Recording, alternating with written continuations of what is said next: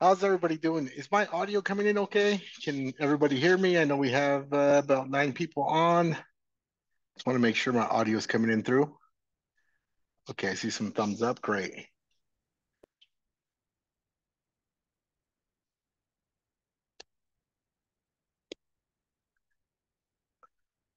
All right. Uh, it's about 6:04. I'm going to wait a couple more minutes for people to jump on. My name is DJ. I work for Touchpix Support. I'm going to go through a formal introduction. I got my co-host Julian also on. And we're going to be covering a lot today. We're going to be covering Scanpix, which is our offline sharing mechanism. It is primarily used offline. There's a possibility where you can also use it online if you wanted to go ahead and be a little bit adventurous and run it online. There's no issues with it, but primarily it was designed for offline use, meaning that it can share your video files or photo files anywhere. It doesn't matter if you have a uh, bad cell service coverage, your hotspot's not working based on that, 1 bar of data or low data. It's specifically designed for you to use with um, not having to worry about any type of data consumption or no outside Wi-Fi. So we'll definitely get started on this. Again, my name is DJ. I'm with Touchpix Support. I've been with the support team for quite a while now, since 2019, before Touchpix launched. Touchpix has grown tremendously. It offers a lot of features that what the they just weren't available in 2019, and we continue to innovate, continue to be part of the support team, and love what I do. So, without further ado, I'm going to let Julian introduce himself while I get things set up, and then we'll get started. Thanks, DJ. Hi, everyone. My name is Julian. I'm from Mexico. I'm part of the Touchpix support team, and I'm doing supporting chats and also one-on-ones. And some of you can watch me also in the tutorials. I'm really glad to be here and try to show you about the Scanpix. As DJ mentioned, it's a very useful tool that Touchpix has, and definitely it's something that you must learn in order to be, let's say, less worried about data, because this option works perfect in the events that you don't have enough internet. Okay, thanks, DJ.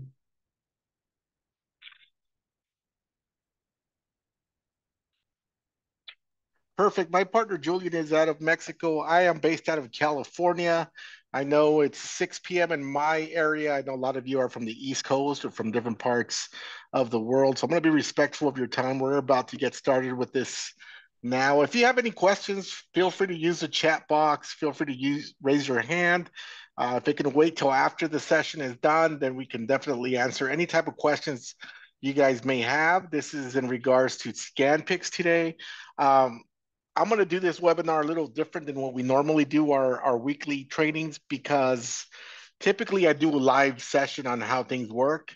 But because Scampix involves offline type sharing, it's hard for me to show or screen mirror a certain feature because it's offline, right? I wouldn't have an active internet line on the Zoom. I would lose connection. So what I did is I prepared a little video for you guys. I will walk you through step by step.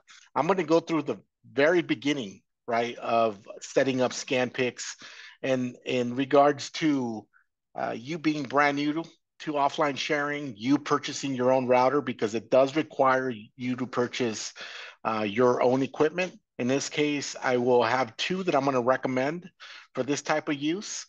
It's a very minimal investment if you're going to be utilizing Touchpix for this type of offline sharing. They range anywhere from $60 to $100. You pick whichever one works best for you. I'm going to recommend what I use live. I've used them both without any issues, and we're about to get started. So I'm hoping everybody can see my screen here.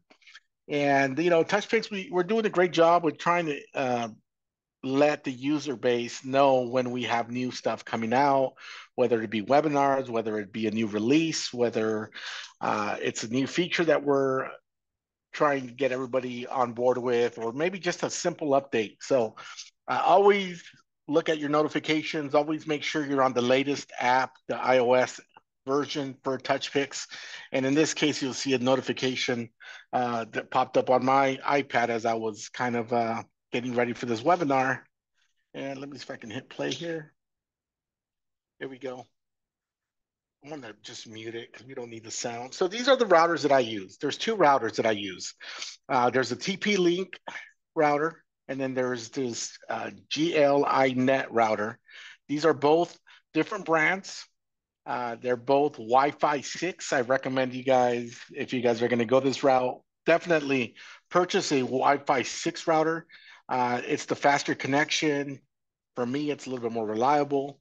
The reason why I'm showing two is because I started with this big one here, the TP-Link, which is Wi-Fi 6. This is a 12-volt router. You can run it with a 12-volt battery if you have one available. This smaller one is also a Wi-Fi 6 travel router, has full router capabilities. You can power this with the 5-volt battery, as I am doing here in this video. So you got two options. I started with this big one because that's the first one that we were recommending to our user base. And I ended up with the smaller one. Because it's a travel size router. It had Wi-Fi 6 speeds. It's more practical for me to use. I didn't have to fumble with these larger antennas. It just made it a lot cleaner for me to utilize. So I ended up using the small one, but I'm going to go ahead and explain both processes here. When you first purchase your router, you're going to flip it upside down. Typically, if it's a name brand router, even a lot of non-name brand routers that you choose, you're going to see a couple things here. By default, it's going to give you the router SSID, which is the name of that specific network, right? In this case, it's this GLAXT 1800-758.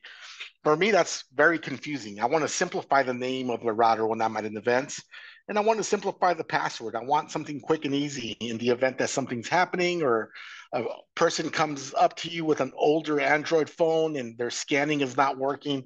I want to manually connect, and there's no way I'm going to memorize this name. So I'm going to start you from the beginning on how to rename your routers from the settings, and always look right below the router to make sure that you have the IP address, that you know what the SSID number is. And let me admit more people. I think there's more people coming in. And the password. So I'm just kind of pointing that out. That way you guys can definitely look at that. This is the TP-Link router. As you can see, it's 12 volts, right? Gives you the same exact information.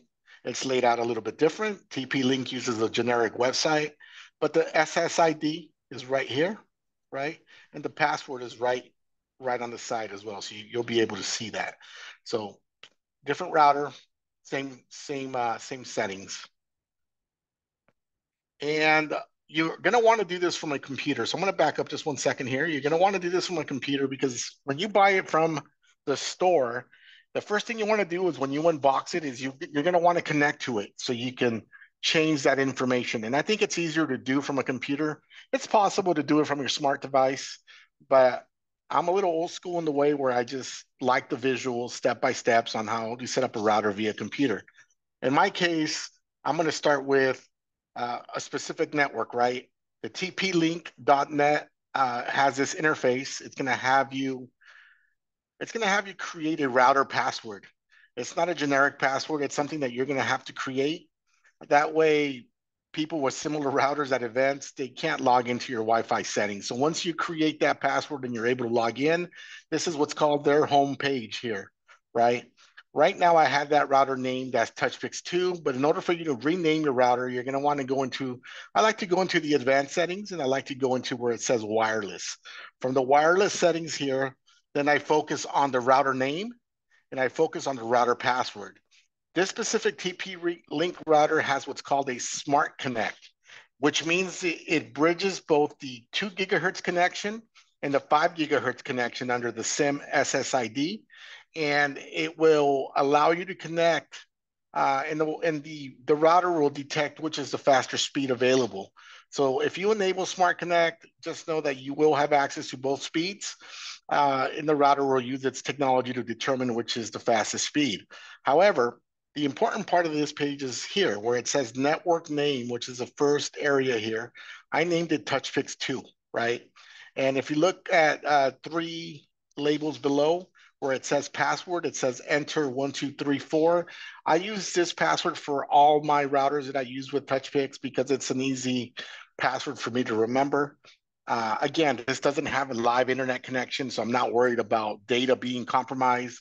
This is just to create your local network at your event. So I'm gonna go ahead and hit play. I'm gonna enable Smart Connect. I'm gonna go ahead and highlight, this is where you rename your router, and I'm gonna rename it Touchpix, right? After I rename it Touchpix, I'm going to go ahead and leave everything under auto. You don't have to have any specific encryption. You can just go ahead and I selected enter 1234. As you can see, I like to name my SSID with capital letters, and I like to keep my password in lowercase letters. So that's kind of where I'm at there. It's asking me to save after I input all my settings. It's going to reboot.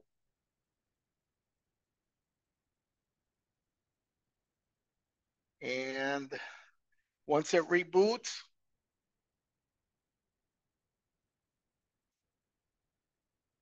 I'm going to be able to see it. It showed up on my computer with the new name. And now I'm actually entering the new password.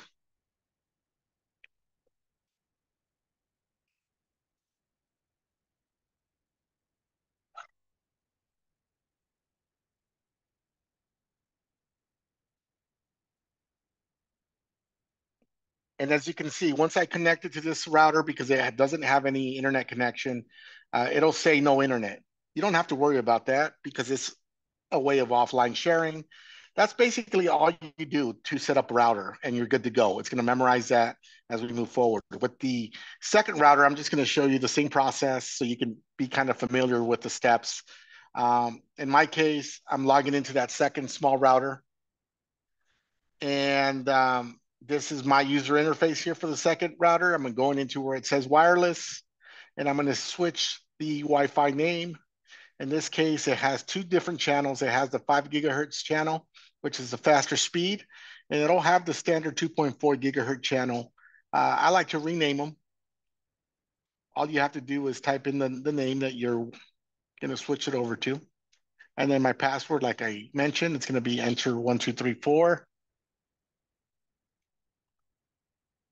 If I wanted to rename the 2.4 gigahertz, you do the same exact thing. Ultimately, you're going to click apply. Once you hit apply, the router is going to reboot. In this case, I'm making the modifications to that second channel. Um, you could rename them different. You know, you could rename them like I'm doing now, Scanpix 2 gigahertz or Scanpix 5 gigahertz, or you can put your business name, but just make it simple. Don't make it something overly complicated where you're going to have difficulties connecting at your event. But it's important to know, I'm going to make a reference to this as we go on. Very important to know that if you're using capital letters and lowercase letters, remember that you're going to have to input these into the Scanpix portion of the Touchpix app exactly as they are. You can't be like, for example, I'm using uppercase letters here. It's going to have to be all uppercase within the app. If I put anything lowercase, it's not going to work. You're going to get connection errors. So please be consistent about this process and just know if you're using uppercase or lowercase, keep it very consistent. So now I'm going to go ahead and look for, I renamed it Scanpix. So now it's going to connect. It's going to ask me for the password. And now I'm at enter 1234 to make sure that the connection is solid. Again, you're going to see it connect and it's going to say no internet because, again, you're connected to the router. There's no internet attached to it. And there we go. It's connected. So that is basically where probably about 90% of the people get stuck.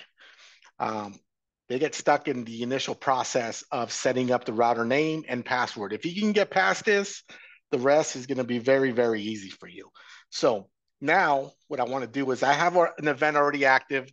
I'm not going through activating an event portion because this is just going to be the Scanpix setup. So I'm assuming that everybody on this call already knows how to set up an event and get their QR code through the Touchpix website. If you don't, we have tutorials on the Touchpix YouTube page or my YouTube page where I upload all the webinars where you can go ahead and visit that. But in this case, we have a QR already set up, and I'm going to back up just a sec so you can see that real quick. Oops, here we go. One quick second here. Go into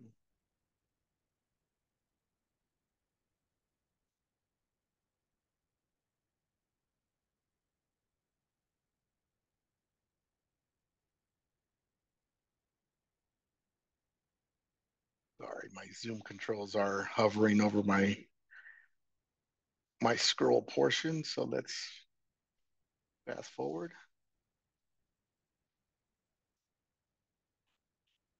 Okay. Once you have your event set up, you're going to go ahead and get a QR code. And for my capture device, which is going to be my iPhone, if my iPhone is a capture device, then I'm going to go ahead and get that QR code.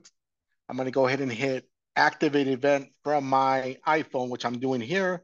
I'm going to scan the QR code. It's going to recognize the event. So this is going to be my iPhone, the capture device. So there's two ways of using Scanpix. You can use it all from one device, right? And in this case, I'm going to share how to use it with a sharing station, but I'm going to go a step further. This is more kind of an advanced feature. I'm going to go with like a sharing station use of Scanpix, which involves a separate iPad, but also doubles as a slideshow where you can use it as a slideshow projecting onto, in this case, would be a vertical TV. Okay, so this is the iPhone here. So what I'm going to do here is I'm going to go into settings and I'm going to go over to menu number 13, which is Scanpix. Always start with once you go to settings 13, after you activate your event, always start with, I'm going to pause it there, active Scanpix. Make sure that this is off at the beginning. Always start with this off, okay?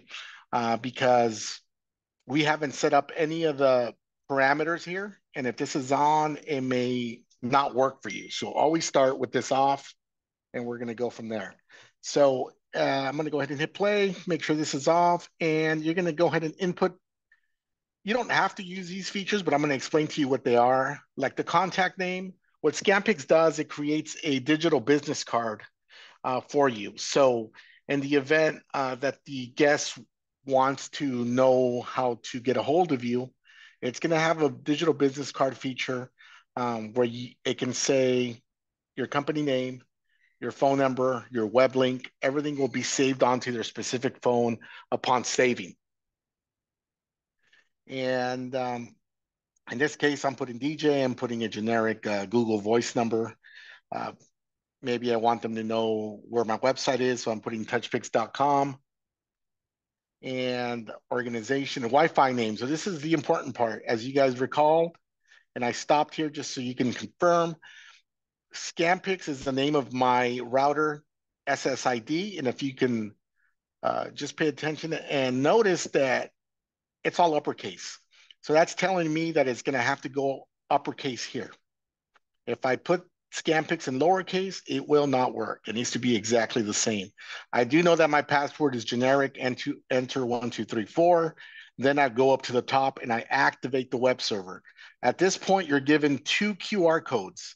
You can download these if you ever want to download these to a custom picture frame and leave it on the guest table. This also works. You can download the QR codes. It'll tell you, the first QR code will tell you is to log into the network. The second QR code will give you the IP address to grab that specific video file, not the entire gallery, but that specific video file of whatever picture it is that you're trying to get. So I'm going to go ahead and hit play. And in this case, we're setting it up as generate QR code for Scanpix. So ignore those for now. We're going here. This is how do you set up Scanpix through a separate iPad sharing station. If you're not using a separate iPad sharing station, which means you're just using a single device, you're still able to use Scanpix off your phone.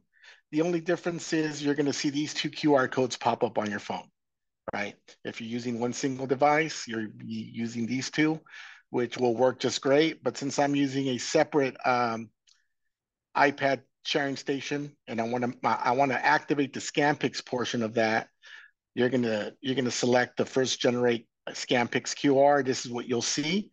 Now, what you're gonna do is grab your iPad sharing station, which I just did, activate it as a Scanpix sharing station, hit join. It'll automatically populate. It's gonna populate 4 demo videos that I have already shot.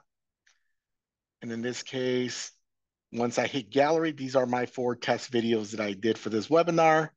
And if you can see, every video has an individualized QR code that belongs to that specific video, right?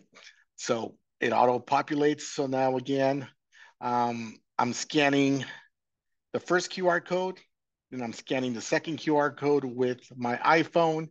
And this is what I see on my iPhone, right? I went ahead and minimized this, and this is where it gets a little confusing, I guess, for iPhone users, because if you're an iPhone user, Safari doesn't really have a download button, right? So what you need to do is when you input that IP address and your video is playing, you're going to see this little arrow pointing up. That little arrow pointing up is what you want to select to save your file.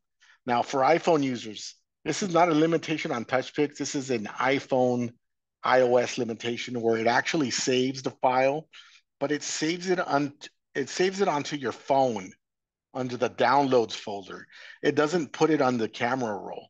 So you just want to make sure that after you saved it onto the file folder, that you know how to put it back in the camera roll. So I'm saving it onto the folder file here by selecting the upward button, hitting save to file, right? And then later you can go back into your downloads folder. And from there, you can select the video, which is this first one here. And now you can save it onto your camera roll. It'll be under saved as videos. For Android users, I'm scanning into it from an Android device now. And once I scan the first QR code, I already scanned into it. Now I'm going to scan into the second QR code. For Android users, it's much easier. You just hit download and it automatically goes into your photos. So it's very, very easy to use with Android. And it's very, very easy to connect, right? So in this case now, I'm showing you kind of a brief version of how I have it connected. So I'm pretending this iPad here. I want to back up just a couple seconds. I'm pretending this iPad here is my sharing station, right? If you look at this monitor here, I'm using this as a vertical monitor. Pretend it's a TV in vertical position. The only thing that I'm using from this iPad is I'm actually using a USB-C dongle to HDMI. The HDMI is then plugged into my monitor. In your case, it can be a TV, right? So I'm showing you how to use Scanpix, setting up Scanpix, what you need to do. But now I'm going to the part where I'm showing you how to use Scanpix and also run it as a slideshow if you have a separate iPad for a sharing station. So a USB dongle to HDMI. And what I'm going to do is go into the settings here. And for my settings, uh, there's a couple things I want to go to. I want to go into display, which is menu number 8. Since I have my monitor in a vertical position, I'm going to activate the vertical TV. I'm actually going to activate the vertical orientation because it's set up a certain way where the orientation needs to be flipped. And the other thing I'm going to activate is slideshow button down here where it says slideshow always. That means the slideshow will always be on as your videos continue to come in. So as you can see, I'm going to go ahead and activate those features and the slideshow always on. And that is all you need to connect. You'll go back And as you can see, my TV now is playing in vertical, right? And this is just one of the test shots that I took, but you can see my video playing. You can see the Scanpix still uh, being relevant on the iPad screen. This will continue to switch. So both of these will work in harmony, right? One of them will, pretending this is your TV out there, doing what you need to do to produce some of the videos in whatever order they come in, but at the same time, your iPad sharing station will continue to upload its files, and the guest can still pick whichever file it is that they want to look for, scan both uh, the network QR code. Once it's logged in, they'll go into the actual file where the file is located. With this system, you don't need any internet connection whatsoever. You don't need to depend on anybody's Wi-Fi connection. This is an internal Wi-Fi that you created yourself. It's called a local network. You don't need to have data. You can use a phone and you can use an iPad without any type of data plan. So this is a guarantee way where you can deliver your content to your guests. I want to say it has about a 95% success rate. The 5% that I don't have access to delivering that content, I want to blame that on older devices. I want to blame that on Androids that are running an outdated version of Android. We have run into phones where they're just old. The people out there have some old phones that are probably 8, 9 years old, and some of those phones may struggle in having access, not because it doesn't work, but it's because the technology is antiquated and it's not working the way it should. But in any occasion, those people typically are going to produce videos with friends, and their friends are more than willing to share that content with them via, whatever method they have available, whether it be via email or any other type of content.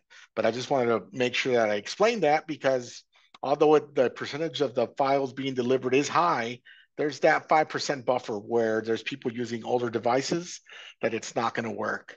So, I'm hoping that this tutorial made sense. If you guys have questions, I can definitely answer any questions. I do have the equipment here with me now. I can try to show something if you guys still require a little bit of like visual on how that works. Um, but did that make sense for you guys as far as the setup process go? Was there anything difficult about that process? Anything you guys want me to re-explain? No, I think it was good. Okay, cool, cool. I was trying to make it very simple, right? And I'll make that video link available publicly. It just doesn't have any narration because I knew I was going to use it for the webinar. But I try to make it very simple where people understand what the steps were on how to make the Scanpix connection. DJ, we have a question from Ivy Rivera. Okay. It's asking about the GoPro wired connection. So I wonder, I assume that he's questioning about the wired GoPro who can work with this Scanpix setup. Absolutely. Absolutely. So the wired GoPro on this will work. That's kind of my preferred method. I use a wired GoPro. I use a GoPro 10. I do use a GoPro that's mounted on the arm of the 360, but I use it the exact same way. I have a separate iPad sharing station that's hardwired onto a vertical TV, and it works flawless. So you're able to do the wired GoPro into the iPhone that's hanging on the arm, and you're still able to do Scanpix via the sharing station or separate iPad, and able to do the TV slideshow display as well. In this, I would like to add that the wired method is the only way that you can work with a GoPro using Scanpix, because the Wi-Fi will not be busy with the GoPro. Okay, that's why it's the preferred method. The cable will keep the Wi-Fi available in order to connect to the Scanpix router. So it's Yeah, the only way that you will do it. Okay. that's 100% accurate. So the wireless GoPro method will not work with Scanpix because in order for the wireless method, in order for the wireless GoPro to work with Touchpix, it utilizes the built-in Wi-Fi network from the GoPro to the Wi-Fi band of the actual iPad or iPhone that you're using. So you cannot connect it to you cannot bridge that connection onto a router. GoPros and iOS devices have a one-way connection only. So Scampix will only work with wired GoPros. And also Scampix is highly recommended for those that are trying to record at the 4K resolution. You cannot use any other method of sharing with the 4K content other than Scanpix because of the file sizes that are humongous.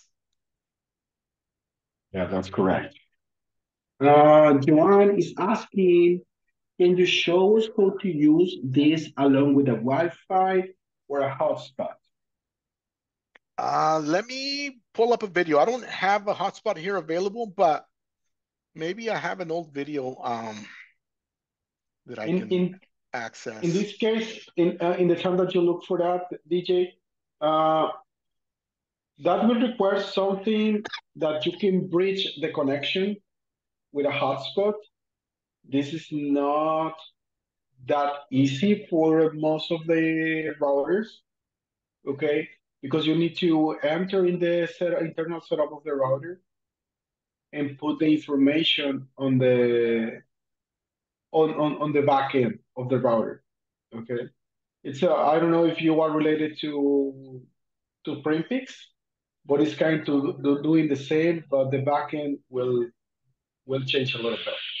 Okay, the best way, in my opinion, will be using a wire in order to another cable in order to connect the router from Scampix to the router of the place. Okay, in that way you will have the ability to have like a connection. But I don't know if you have another thing, DJ, that can work Yeah, because there's it's another. kind of complicated. No, there's another way. I'm trying to see. I used to have an old video. So I guess the easiest way for me to explain this is let's use a. I think I might have deleted that because it's been quite some time since I've connected it that way. Um, Let me just make sure I don't have it. Give me one quick second here. Yeah, it doesn't look like I have that video any longer. So the easiest way for me to connect to explain that question there.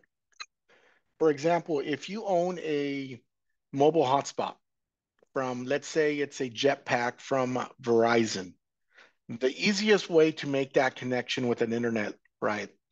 I would recommend that if you're trying to do this to get a mobile hotspot that has a USB-C charging port. The USB-C charging port is what is key to this because it's high speed. So if you have a mobile hotspot with a USB charging port, you can go on Amazon and purchase what's called a USB-C to Ethernet dongle, right? So on one side, it'll have that USB-C. On the dongle side, it'll have that uh, Ethernet side where you can plug in a Cat5 or Cat6 cable, right? You're going to connect that to your hotspot. You're going to connect the Ethernet uh, to the actual dongle. And the other side of the Ethernet, you can plug it into any of the available ports that's not the WAN port of the router. You can plug it into 1, 2, 3, 4, and it'll send the Wi-Fi active internet connection over to your router, essentially making it a router with internet connection. I'm hoping that made sense. I don't have the video. There's a lot of videos actually online on how to do that.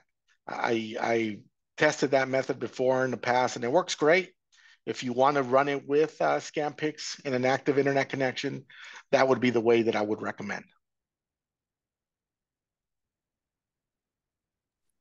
Can you just say that first part about the mobile hotspot with a USB-C? Yeah, so I've tried it with the USB C hotspot. So typically your USB hotspots have a charging port, and these work only with those, or this method only works with that specific hotspot because that USB-C represents a high-speed connection. If you have a hotspot that has that old Android charging port, micro USB, it will not work. It doesn't support that, right? So you can get a hotspot with a USB-C dongle to Ethernet and then plug into Ethernet over to the router. On top of that, now I know that Verizon and AT&T do sell mobile hotspots that are like mini routers. They actually have Ethernet ports on 1, 2, 3, and 4. If you can get your hands on one of those, all you will need is an Ethernet cable going from one side of the router to your travel router for Scanpix. Okay, I have to look into that. Thanks. Yeah, no problem. And if I could find that video, maybe I'm not sure if I deleted that content because it was a while back, but if I could find that video, I'll put my email address. Feel free to email me, and then if I find it, I'll shoot it your way. So I'll put my email address on the chat. That way you guys can get a hold of me if you guys have additional questions. But just kind of wanted to know if this made sense, if there's anything else you guys wanted to see. I know I took it a step above and showing you how to do this with a vertical TV slideshow playing, which is awesome because now your presentation gets elevated. Not only are you sharing without the internet, but now you're also showcasing a video slideshow, and you're maximizing the use of your sharing station, right? So it just enhances your event a little bit more. I have one more question. How easy is it to switch if I go to an event and I try to do the Wi-Fi and hotspot and realize that it's not working to switch over to Scanpix? As long as I take my router with me. Well, the first thing I would do is because I'm never going to say it's completely easy, but if you go into your iPhone and you go into the Touchpix settings, I believe it's on. Let me go here. Let me pull up Touchpix real quick. If you go into your Touchpix settings, I believe it's on menu one. On menu one, I would recommend when people go into their iPhone, there's a section that says network speed test. Um, I recommend everybody always use that network speed test to test because that would determine what your speeds are at that specific location before your event starts. And if you have low speed, I would absolutely make that switch over to Scanpix as quickly as possible. And it's always good to do it from the beginning than to try to get away with whatever speed you have and then try and do switch over to Scanpix. It's very easy. Once you set up the router, it's basically all you need to do is plug in the router into power and make sure that all your settings are correct and then activate the server. It shouldn't take you longer than maybe a minute, if that. If you're really, if you have it down and you feel really confident about it, it's only like a 20-second process, to be honest. But a minute at the very longest is what I would say. I mean, if I set up I apologize for taking up all the time. I No, mean, no, it's okay. This is what we're here if for. We're here to learn. if I set up my event at home and it's already active, once I get to the event, I do a speed test. Then how would I switch it from just being an active event to an active using Scanpix? Okay, so let me show you real quick. I'm about to log in, and I'm just gonna show you what I got going on. Okay. Um, In the meantime, Joan, I will tell you that I also do events, and all of my team they know how to start a server. It's quite easy, and once you start working with Scanpix, you really love it.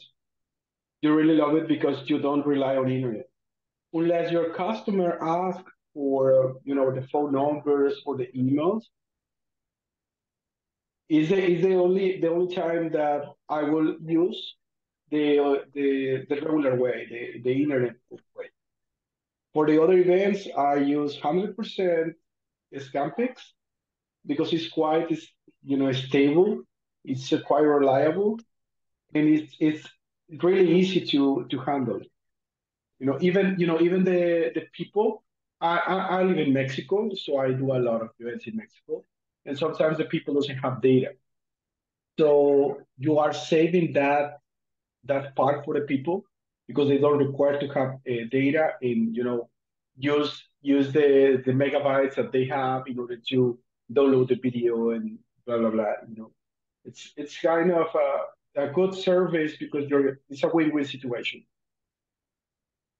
Hey, Julian, can you make my iPhone Pro make me a Yeah, for co-host on that? sure.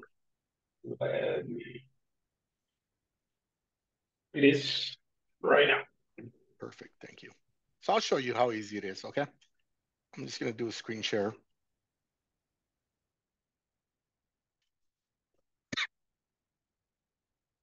And for this part, I just want to throw the disclaimer that I really didn't have everything hooked up yet. So I just kind of did it quickly. So as you can see, this is my travel router right here. And from my travel router, I just have it connected to a battery. That's what's powering my travel router.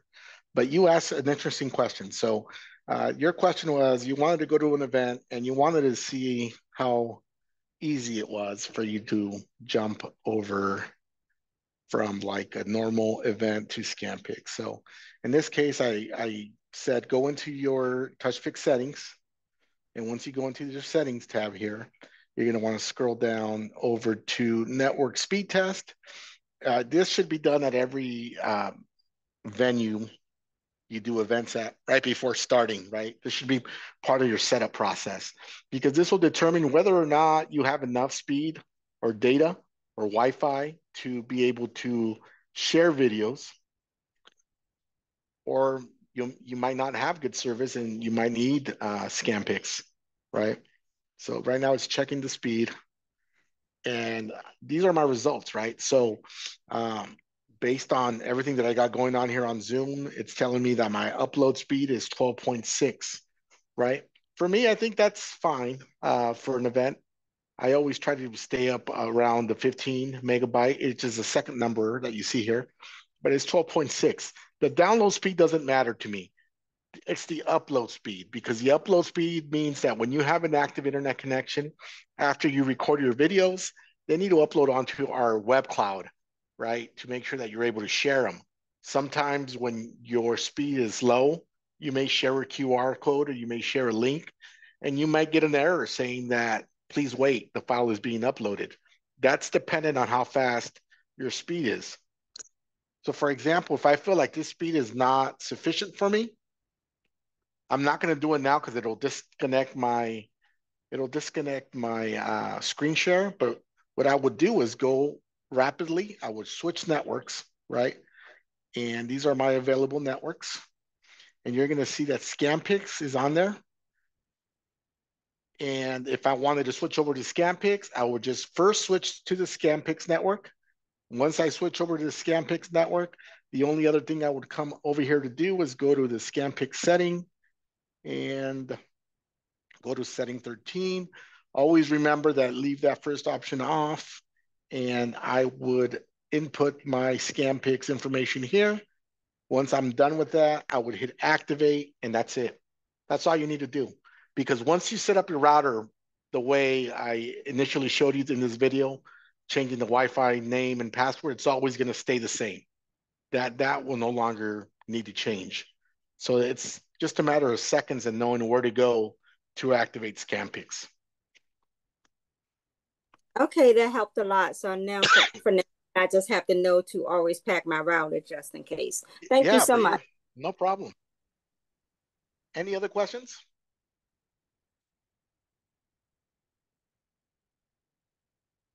Do you guys fully understand like the basis of offline sharing?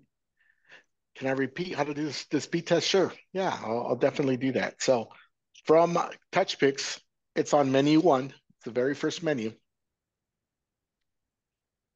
If you go down to where it says network speed test, toggle it on. always remember to toggle it off after you get your results too, because it's going to keep popping up. So once you toggle it on, you're going to hit OK, and you're going to let it do its thing. So, you know, we get a lot of support calls because people say, well, I have the best service. You know, I got Verizon and I have 5Gs and it's the best service. But people need to understand, yes, it might be the best service in your location, but you're doing events all over the place. It can be on the other side of the city. It can be on a mountaintop. And just because Verizon is great in your location doesn't mean it's going to be great on the other side of town. Doesn't mean it's going to be great inside of a basement, right? So these are the things that you always have to kind of prepare for, because if you're in a basement, there's no great signal coming in, despite of how great of a service your provider is. You got to know that. And the best way of knowing that is to do a speed test. And if you don't meet the criteria, then pull out your router. You know, you can be in the middle of the ocean and doing an event on a yacht somewhere. No need for like Verizon or AT&T as your provider. Scanpix is your local sharing network. You've created that. It's a minimal investment of $100, and it's going to guarantee delivery 95% of the time, which means that there's no reason why you should be refunding clients because you can't deliver your goods. You're prepared, right? So this is something that we built into our system to help you as professionals expand on your business and make sure that you guys are not refunding anybody. Your service is able to guarantee delivery of the content.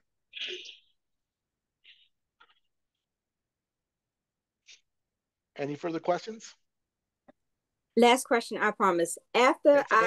I enter the information on the Scanpix part, when do I click the button so it can be green up top? After. So I'm going to do that live now, so that way you guys can see it. Let me grab another phone that I have here. Just give me 1 second. And I'll do that live, and I'll explain that process.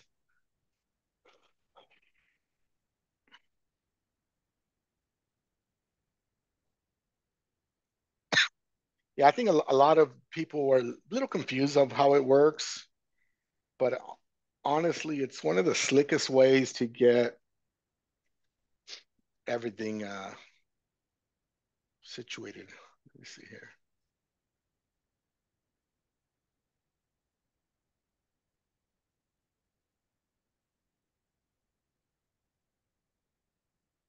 Okay, I'm going to share my screen. Oh, it's already sharing. Okay, let me go over to my camera. So this is an extra phone that I have. I'm going to make sure it's connected to Scanpix. And it is. As you can see, it's connected to my travel router, right? So I don't know what that prompt is. Here we go again. I'm going to go ahead and go over to the settings, right?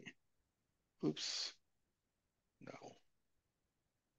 Let's go over to settings, hopefully. I'm going to turn this off because it was on already, right? And what I'm going to do from here is then everything's already entered. Typically, if you don't delete the app, everything will stay kind of recorded, but it's always good to know what to do, because sometimes you may need to delete the app, or maybe you uploaded an update of the app and this is clear. So always kind of know that all of this needs to be filled out. And in this case, I'm going to go ahead and activate this, right? And you see here where it says screensaver timeout, I'm going to change that. What this means is if you're just using one device, I'm going to change it to 5 seconds just because I want to prove a point here for this webinar. I'm going to hit done, and then I'm going to hit go back. So I'm going to wait 5 seconds. And then in the time that I'm going to wait, I'm going to see those 2 QR codes pop up, right? And I'm going to grab an Android phone and hopefully be able to do this live here real quick. I'm powering up my Google Android. So essentially, if you're using Scanpix with one device, this is kind of your screensaver. If you want to proceed and use it as normal, you just tap on the screen. Maybe you just want to say, okay, now I want to use slow-mo, and I'm going to record a quick video so you guys can see that. And I'm going to just wave my hand. That way you guys can see it's a real video that I'm doing here live. And as I wave my hand, it's processing. It's doing everything that it needs to do. Meanwhile, my Google phone wakes up and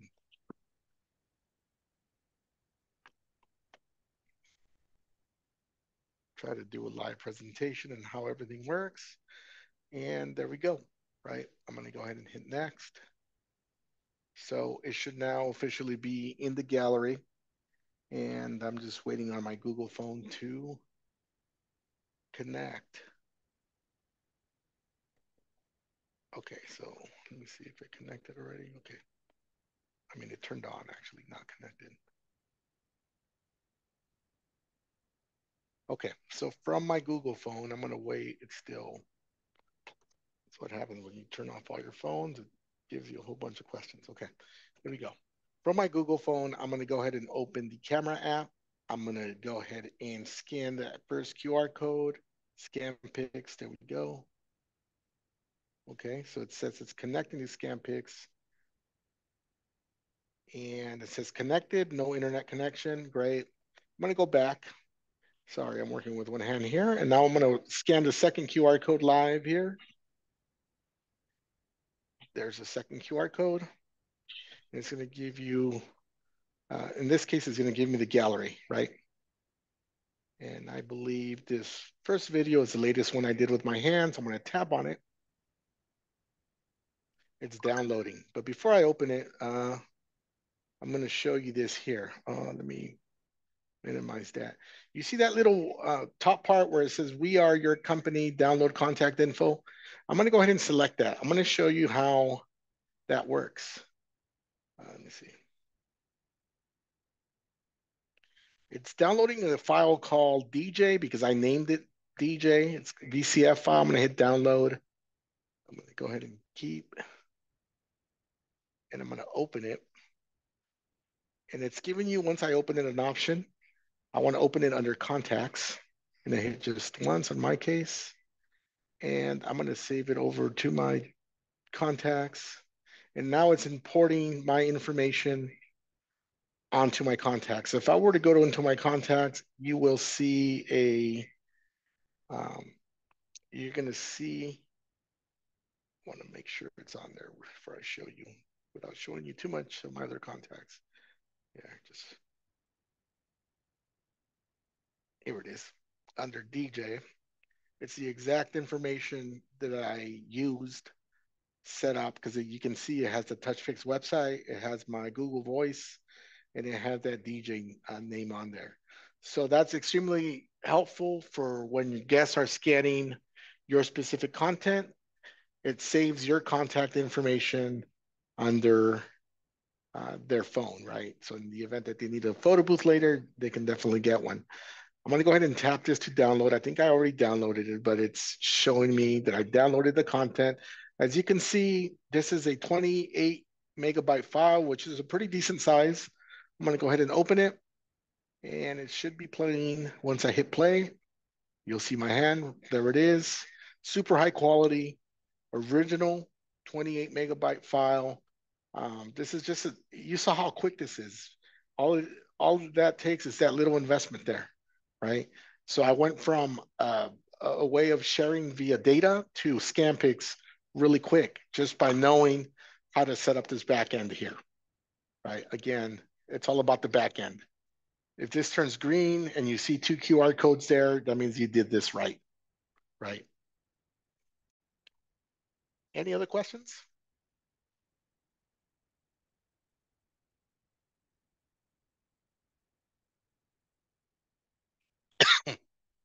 Was this helpful for people not knowing how to do sharing without any Yeah. type of connection? So it's an extremely great value, and I do encourage everybody that wants to try this to definitely give it a try. I know there's other companies out there that offer something similar to this, but they charge you a pretty substantial fee for you to be able to do this. This is great how it's already included in your subscription.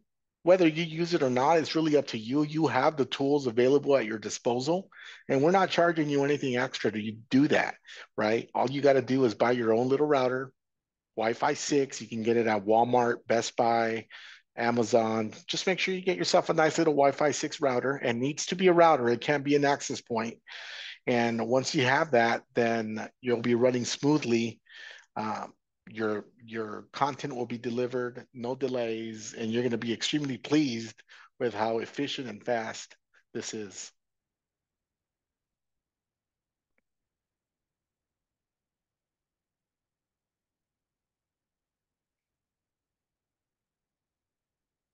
Any other questions? This is the time. All right. If there's no other questions, I mean, this was a pretty simple webinar. I wanted to keep it nice and short, to the point. I think I reached that objective. I'm going to go ahead and provide my email address one more time. Feel free to reach out. Julian, if you want to provide your email address, that'd be great as well. But I think this is a great webinar that showed many different things regarding Scanpix and slideshows, how to make the connection, how to test your connection, what you need to do, what areas are important to fill out. And overall, just make sure that you name your router and you name your password something consistent. If you're going to use capital letters, use all capital letters. If you're going to use all lowercase, use all lowercase. But you run into issues when you're mix and matching sometimes if you don't remember. Be on the lookout. We're going to have some great show specials. There's a lot of new things coming out in Touchpix that I'm not at liberty to really say at the moment, but we have the Photo Booth Expo in Las Vegas 2024 coming up in about 8 days. We're going to launch some new features that I feel people are going to be very happy with, both on the photo booth side, um, the AI side, and we have some secretive stuff. But if you guys are able to make the show, I encourage you guys to make the show if you guys are able to do that. Touchpix kind of hosts a customer appreciation type dinner at that show, and everybody's welcome to mingle, meet, and have some dinner on us. Um, just to get to know us, we get to know who the user base is, and have some great communication or conversations about the industry and how we can, become a better app. So definitely, that's in Las Vegas. Look it up, Photo Booth Expo 2024. We'll be having a show special for the yearly. The yearly will be going on sale for $6.99 for the entire year. This is a great time to buy your subscription, because typically it goes on sale every year at the same time. So when it expires, feel free to jump on the next promotion. But $6.99 is a great promotion price. It's $300 off the regular price, and I think we'll be posting in our group, social media platforms, and things of that nature. Anything that I missed, Julian? Anything that you wanted to add?